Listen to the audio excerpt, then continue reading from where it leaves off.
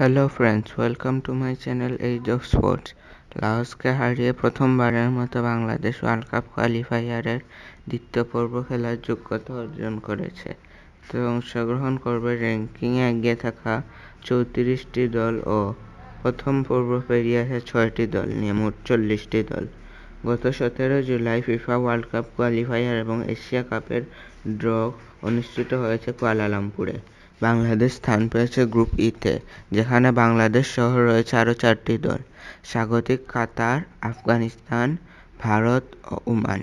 র্যাঙ্কিংয়ে বাংলাদেশ 183, কাতার 55, ওমান 86, ভারত 101 এবং আফগানিস্তান 149।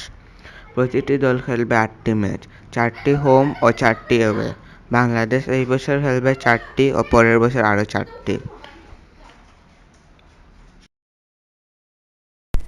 গ্রুপের প্রথম দুই দল কোয়ালিফাই করবে 2023 সালের এশিয়ান কাপ এবং 2022 সালের ওয়ার্ল্ড কাপ বাছাই পর্বের তৃতীয় পর্বে।